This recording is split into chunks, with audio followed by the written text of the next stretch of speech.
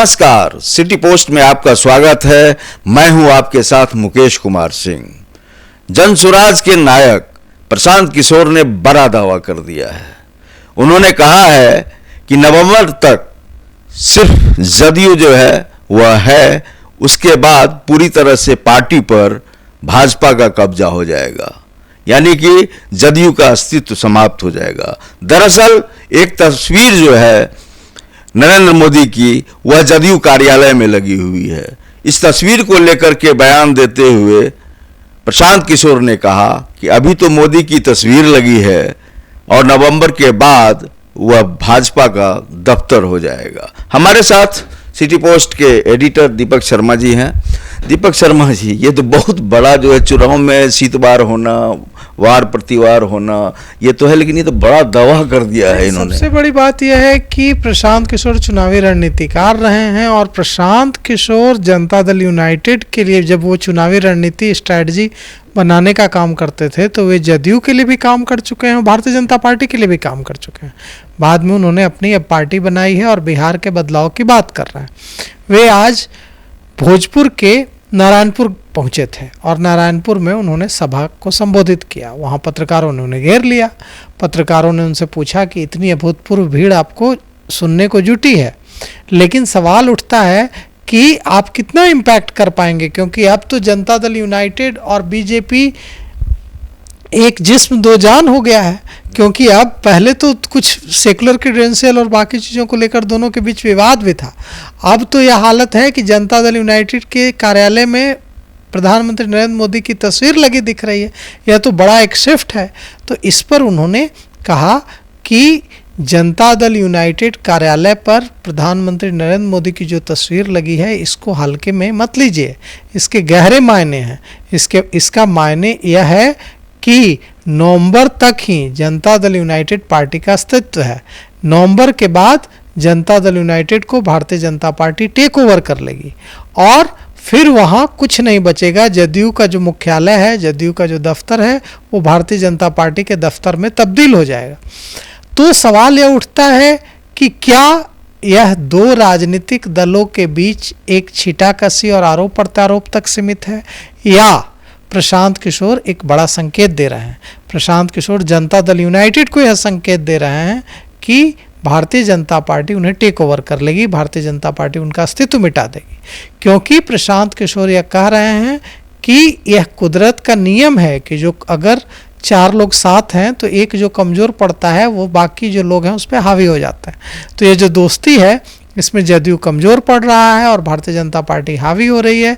Bharatiya Janata party उसे take over करने की कोशिश कर रही है और नवंबर तक यह काम पूरी तरह से हो जाएगा।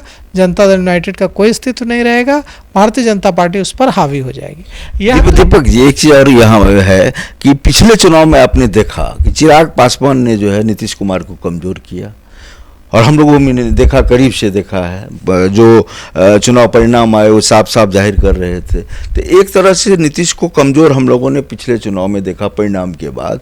उसके बाद इस तरह की बयानबाजी, और प्रशांत किशोर का भी दमखम दिख रहा है बिहार में। तो इसको साधारण लहजे में हम लोग ना लें, इसको आप एक बृहत्तर अगर शक्ल देना चाहेंगे तो क्या कहेंगे? नहीं, देखिए, सबसे बड़ी बात तो यह है कि मैं इससे इत्तेफाक नहीं रखता कि नीतीश कुमार के बिना आज भी जनता दल यूनाइटेड मतलब नीतीश कुमार के बिना बिहार में कोई सरकार बन सकती है। नीतीश कुमार अब भी बिहार की राजनीति में एक बड़े बैलेंसिंग फैक्टर बने हुए हैं और नीतीश कुमार को माइनस कर दे। अभी देखिए ना, महागठबंधन आतुर है कि कब नीतीश कुमार उनके साथ चले जाए। अब भी हर संभव कोशिश महागठबंधन करता रहता है, लेकिन यह साफ है कि नीतीश कुमार अब महागठबंधन के साथ नहीं जाएंगे, एकदम क्लियर हो गया है। लेकिन अगर एनडीए की बात करें तो भारतीय जनता पार्टी ने देख लिया सारा कुछ करके, अलग नीतीश कुमार से अलग होकर भी तो विधानसभा चुनाव लड़ी ना भारतीय जनता पार्टी। क्या हश्र हुआ था? भारतीय जनता पार्टी और एनडीए तो एक ही एकजुट था, सिर्फ उसमें नीतीश कुमार नहीं थे। और नीतीश कुमार नहीं थे तो क्या हश्र हुआ भारतीय जनता पार्टी का? तो देखिए, कितना भी कोई कुछ कह ले, जनता दल यूनाइटेड के पास आज भी 20% का वोट बैंक है और नीतीश कुमार के पास संजय झा एक कार्यक्रम में बोल रहे थे, जो जनता दल यूनाइटेड के राष्ट्रीय कार्यकारी अध्यक्ष हैं, कि जब भी चुनाव से पहले यह ऐलान दिल्ली में, जो लुटियंस दिल्ली है उसमें बैठे एसी कमरों में बैठकर रणनीतिकार और चुनावी विश्लेषक यह कहते हैं कि नीतीश कुमार कमज़ोर हो गए हैं, नीतीश कुमार इस चुनाव में ख़त्म हो जाएंगे। चुनाव बाद जिस दिन रिजल्ट आता है उस दिन वो लोग एसी अपना कम कर लेते हैं, क्योंकि पसीने आ रहे होते हैं उनको लगता है कि अब जो है नीतीश कुमार, इतना वोट कैसे आ गया नीतीश कुमार को, क्योंकि उनका दिमाग घूम जाता है कि नीतीश कुमार जिसे हम कमज़ोर आंक रहे थे, कमज़ोर कह रहे थे तमाम विश्लेषणों में, उनको इतना वोट कहाँ से आ गया। तो सवाल कुल मिलाकर यह है कि नीतीश कुमार, यह तो जन सुराज और जनता दल यूनाइटेड आमने सामने है। आज प्रशांत किशोर ने एक और तो बड़ी बात कही ना, उन्होंने कहा कि बिहार में अब एनडीए और जन सुराज का मुकाबला है, आमने सामने की टक्कर है। क्योंकि मैंने पूरे बिहार में बदलाव यात्रा के दौरान मैं गया और कोई भी लालू का जंगल राज, लालू का लालटेन राज नहीं चाहता है, और सबको पता है कि अगर आरजेडी की सरकार बहुमत से बनती है तो निश्चित रूप से फिर से वही दौर, फिर से वही अपराध, फिर से वही जंगल राज, फिर से वही लालटेन राज आ जाएगा। और अभी जो कानून व्यवस्था, गिरती कानून व्यवस्था की स्थिति की बात कर रहे हैं राष्ट्रीय जनता दल के युवराज तेजस्वी यादव, तब वो फिर 90 का दौर आ जाएगा। तो कोई भी इसके लिए तैयार नहीं है कि हमें लालू का जंगल राज फिर से चाहिए, कोई इसके लिए उत्साहित नहीं है। और एनडीए से जनता परेशान है, भ्रष्टाचार है, कई तरह की दिक्कतें हैं, एंटी इनकम्बेंसी है। तो प्रशांत किशोर यह दावा कर रहे हैं कि अब बिहार में एनडीए वर्सेस जनसुराज होने जा रहा है। अब देखिए, तीसरी शक्ति खुद को बनाने में तो प्रशांत किशोर सफल रहे हैं, लेकिन अभी तक हम ये नहीं कहेंगे कि एनडीए वर्सेस जनसुराज हो गया है और महागठबंधन कहीं नहीं है। नहीं, पहले लड़ाई सिर्फ 2 खेमों में होती थी, एनडीए, महागठबंधन। इसमें एक तीसरी शक्ति के, त्रिकोणीय हो गया मुकाबला, एक तीसरी शक्ति के रूप में प्रशांत किशोर ने खुद को स्थापित करने में सफलता, बिहार बदलाव यात्रा जो उनकी चल रही है उससे संकेत मिले हैं। क्योंकि जहां भी प्रशांत किशोर गए, चाहे मधुबन की सभा में हो, चाहे आज आरा के नारायणपुर की सभा में हो, चाहे दरभंगा के सभा में हो, चाहे जहां भी वो गए हैं, मगध के कई जिलों में गए हैं, नवादा में गए हैं, तो उन क्षेत्रों में जो भीड़ जुटी है वो भीड़ चौंकाने वाली है। क्योंकि अगर प्रशांत किशोर कोई फिल्म स्टार होते तो चौंकाने वाली कोई बात नहीं होती कि इतनी भीड़ जुट जा रही है फिल्म स्टार को देखने के लिए, लेकिन ये वोट थोड़ा ही दे देंगे। लेकिन वो कोई फिल्म स्टार तो है नहीं। अगर उनको सुनने के लिए इतनी बड़ी संख्या में लोग निकल कर आ रहे हैं और उनको सुन रहे हैं, और उनके बोलने का जो अंदाज है वो भी निराला है। आज देखिए, उन्होंने भोजपुर के नारायणपुर में क्या कहा, उन्होंने कहा कि एक प्रशांत किशोर नहीं, ऐसे ऐसे मेरे जैसे 10 प्रशांत किशोर आ जाएं फिर भी बिहार का कुछ नहीं हो सकता है। अब ये सुनकर भीड़ अचंभित। लेकिन इसके आगे उन्होंने क्या कहा, इसके आगे उन्होंने कहा कि एक ही उपाय है बिहार के बदलाव का, एक प्रशांत किशोर नहीं, 10 प्रशांत किशोर आ जाएं कुछ नहीं हो सकता है। लेकिन अगर आप जाग जाएं, आप हमारे साथ आएं, आप बदलाव के लिए कोशिश करें, आप अपने बच्चों की चिंता करें, तब कुछ हो सकता है। आप जाति के आधार पर बटन दबाना बंद करें तो कुछ हो सकता है।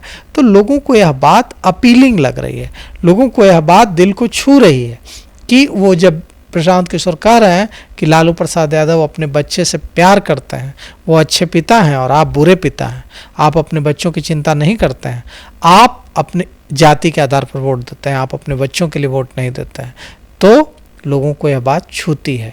जब प्रशांत किशोर कहते हैं कि देखिए लालू प्रसाद यादव कितने अच्छे पिता हैं, वे अपने 9वीं पास बेटे को बिहार का मुख्यमंत्री बनाने के लिए जी जान लगाए हुए हैं, और आपको अपने बच्चों की चिंता ही नहीं है, और आप कहते हैं कि आपको आपके बच्चों की चिंता है।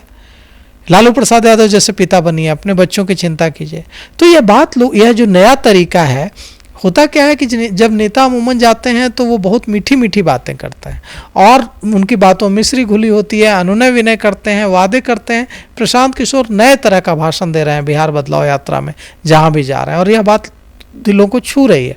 वे कह रहे हैं कि हमको आपका वोट नहीं चाहिए और हमको न पैसे और पद की लालच है। अगर हमको मंत्री बनना होता तो हम कहीं से मंत्री बन जाते। हम चाहते हैं कि आपके बच्चों को 15,000 रुपये कमाने के लिए गुजरात न जाना पड़े। आपके बच्चों को, जो आपका बेटा, आपका भतीजा, आपका समांग, आपका परिवार जो मुंबई, गुजरात, दिल्ली, हैदराबाद, बेंगलोर जा रहा है 15-20 हज़ार रुपये कमाने के लिए, उसे न जाना पड़े। उतने का रोजगार उसको यहाँ मिल जाए। और इस बार जब छठ में आएंगे, आपके परिजन जो बाहर करके नौकरी करके अपनी हड्डी गला करके आपको पैसे 9,000 8,000 भेजते हैं, 6-7 हज़ार में गुजारा करके 9,000 रुपये आपको भेज देते हैं, वो उनको वहाँ जाकर फिर से वो ज़िंदगी नहीं झेलनी पड़ेगी। अभी देखिए कहाँ ब्लास्ट नहीं हो रहा है, अभी जिसमें बिहारी मजदूर नहीं मारे जा रहे हैं। अभी देखिए तेलंगाना में जो घटना हुई है उसमें बड़ी संख्या में बिहार के मजदूर हैं। तो निश्चित रूप से पलायन एक बड़ा मुद्दा है और यह इस मुद्दे को एक बड़ा मुद्दा बनाने में प्रशांत किशोर सफल रहे हैं। अब देखना यह है कि प्रशांत किशोर को यह जो जन समर्थन, देखिए यहाँ पर से आगे का दायित्व प्रशांत किशोर का है। जनता ने अपना काम कर दिया है। एक नेता क्या चाहता है? एक राजनीतिक पार्टी जिसका जन्म चंद महीनों पहले हुआ है, उसकी सभाओं में अगर इतनी विशाल भीड़ जुट रही है, इतना हुजूम जुट रहा है लोगों का, तो इससे एकदम साफ है कि लोग उनको गंभीरता से सुन रहे हैं, लोगों को उनकी बात अपीलिंग लग रही है, लोगों को उनकी बात सही लग रही है। लेकिन जन समर्थन तो आपको मिल रहा है, लोग आपको सुनने सभाओं में आ रहे हैं। इससे बड़ा जन समर्थन आपके लिए क्या होगा? आपसे हाथ मिलाने के लिए और आपसे सेल्फी लेने के लिए मार हो जा रहा है। ऐसा हो रहा है कि आप खो जा रहे हैं भीड़ में, इतना अपार जन समर्थन मिल रहा है। अब आप चुनावी रणनीतिकार हैं, भारत के सबसे बड़े चुनावी रणनीतिकारों में से एक हैं। अब यह आप पर निर्भर करता है कि ये जो जन समर्थन आपको मिल रहा है सभाओं में, इसको आप कैसे वोट में तब्दील करते हैं। यह तो आपका काम है, तो प्रशांत किशोर का काम है, जनसुराज पार्टी का काम है, जनसुराज के प्रत्याशियों का काम है जिनको जनसुराज पार्टी की तरफ से टिकट मिलेगा। अब देखिए यहाँ से प्रशांत किशोर एक नेता के रूप में तो सफल होते दिख रहे हैं, लेकिन अब उनका असली रोल जिसमें वो माहिर रहे हैं, चुनावी रणनीतिकार का रोल शुरू होता है। कि वे जब चुनावी रणनीतिकार थे तो वे क्या करते थे? किसी पार्टी के जन समर्थन को बढ़ाने और उसे वोट में तब्दील करने का काम करते थे। जन समर्थन तो उनको मिल चुका, वो जिस तरह से उनकी सभाओं में भीड़ जुट रही है, सुपरस्टार आए फिल्म के, उस वैसा क्रेज उनका बन गया है प्रशांत किशोर का। इससे पहले कौन जानता था प्रशांत किशोर को? जो पढ़े लिखे लोग थे वही जानते थे। गांव के लोगों को तो प्रशांत किशोर के बारे में जानकारी नहीं थी कि हाँ वे इतने बड़े चुनावी रणनीतिकार हैं, वे मोदी के लिए काम कर चुके हैं, वे जगन मोहन रेड्डी के लिए काम कर चुके हैं, ममता बनर्जी के लिए काम कर चुके हैं। किसको? गांव के आरा और भोजपुर और गया और नवादा के लोगों को तो ये जानकारी नहीं थी। लेकिन ये जो सुपरस्टार वाला क्रेज उनका बना है, इससे साफ है कि जनता जन समर्थन दे रही है, जनता अपना समर्थन व्यक्त कर रही है। अब प्रशांत किशोर को वह काम करना है, अपने लिए प्रूफ करना है खुद को, कि अभी तक उन्होंने जगन मोहन रेड्डी के लिए प्रूफ किया, अभी तक उन्होंने स्टालिन के लिए प्रूफ किया तमिलनाडु में, ममता बनर्जी के लिए पश्चिम बंगाल में प्रूफ किया, अब जनता दल यूनाइटेड नीतीश कुमार के लिए बिहार में बाहर है, नीतीश कुमार है, प्रूफ किया। अब उन्हें प्रशांत किशोर को यह प्रूफ करना होगा एक चुनावी रणनीतिकार के तौर पर कि जनसुराज को, प्रशांत किशोर ने यह जो बच्चों वाली अपील की है, हर व्यक्ति सबसे ज़्यादा अपने बच्चे से प्यार करता है, तमाम तरह के सैक्रिफाइस, कुर्बानी देता है, तमाम तरह के सैक्रिफाइस करता है लाइफ में।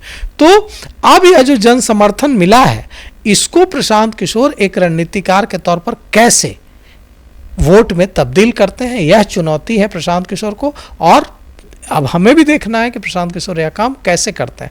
दूसरों के लिए तो, दूसरी पार्टियों के लिए तो बखूबी करते थे, अब अपने लिए कैसे करके दिखाते हैं। यानी ये तो साफ तौर पर आप यह कह रहे हैं कि प्रशांत किशोर को अब प्रशांत किशोर के लिए रणनीति बनानी पड़ेगी। बिल्कुल, प्रशांत किशोर को प्रशांत किशोर के लिए रणनीति बनानी पड़ेगी और प्रशांत किशोर को यह बताना पड़ेगा कि जनसुराज जिसे इतना समर्थन दिलवाने में वे सफल रहे हैं, अब उसकी रणनीति बनाने में वे कितना खुद को प्रूफ कर पाते हैं। देखिए दीपक, ये एक बात और है कि जब मदारी का नाच हो अलग भीड़ हो जाती है, लेकिन इतनी भीषण गर्मी हमें लगता है कि बिहार में इससे पहले हमने नहीं देखी है। और इस गर्मी में यह जन सैलाब या तो कनेक्टिविटी जनता के साथ जो है, यह तो साफ दिख रहा है। देखिए, अगर यही मैं कह रहा हूं कि मनोरंजन होगा तो भीड़ जुट जाएगी।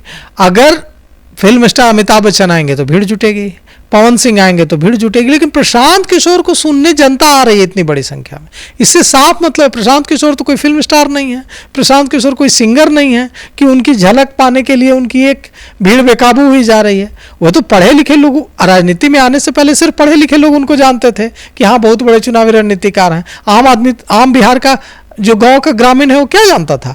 लेकिन अगर इस कदर का क्रेज दिख रहा है मतलब जनता समर्थन देने के मूड में है। अब वही बात है कि प्रशांत किशोर को इस बार प्रशांत किशोर के लिए काम करना पड़ेगा और प्रूफ करना पड़ेगा कि ये जो जन समर्थन मिल रहा है इसको वोट में वे कैसे तब्दील करते हैं। प्रशांत किशोर निश्चित रूप से जनता से जुड़ रहे हैं और उनकी सभाओं में भीड़ का कारवां दिखता है, लोग उनको सुनने आ रहे हैं। लेकिन जिस तरह से प्रशांत किशोर ने हमला किया है जदयू पर कि जदयू नवंबर के बाद कहीं भी नहीं रहेगा, जदयू की जगह भाजपा हर जगह दिखेगी और सीधा मुकाबला उनका। तो यहाँ पर ये भी है कि एक ऑफर भी है, देखिए छिपा हुआ ऑफर ये छिपा हुआ है कि डरा भी तो रहे ना प्रशांत किशोर जनता दल यूनाइटेड को कि देखिए आपको नवंबर तक ये खा जाएगा, भारतीय जनता पार्टी आपको खाने वाली है, नवंबर तक खा जाएगी भारतीय जनता पार्टी आपको, आप अभी से समझ जाइए, अभी से चेत जाइए। तो इसमें क्या मैसेज छिपा हुआ है इसको डिकोड करने की जरूरत है कि आज जो ये गुगली डाल दी है प्रशांत किशोर ने कि जनता दल यूनाइटेड का अस्तित्व खत्म होने वाला है नवंबर के बाद, और नवंबर में पूरी तरह से Bharatiya Janata party take over कर लेगी, और जो तस्वीर लगी है यह तो बस बानगी है। तो क्या प्रशांत किशोर जनता दल की यूनाइटेड के नेताओं को चेतावनी दे रहे हैं? क्या प्रशांत किशोर जनता दल यूनाइटेड के नेताओं को कोई ऑफर दे रहे हैं कि आप इससे पहले कि ट्रेन छूट जाए आप आ जाइए हमारे साथ? ऐसे कई इशारे आज प्रशांत किशोर के बयान में छिपे हुए हैं। जाहिर सी बात है, हमारे संपादक ने बेहतर तरीके से समझाया कि किस तरह से जो है प्रशांत किशोर ने बयान दिया, उसके कितने राजनीतिक मायने हैं। चुनाव में अभी वक्त है, अभी इसी तरह से शीतबार होंगे, बड़े बड़े हमले होंगे, कटाक्ष होंगे। राजनीति में जितने भी हमले होते हैं तमाम तरह के हमले होंगे। अभी हम लोग चूंकि पत्रकार हैं, हम लोग किसी भी चीज़ पर डिबेट कर सकते हैं, बहस कर सकते हैं, लेकिन जब तक कोई परिणाम सामने नहीं आ जाए तब तक कुछ भी ज़्यादा बोलना लाजमी नहीं है। इस खास डिबेट में इतना ही, लेकिन आप लगातार बने रहिए सिटी पोस्ट के साथ।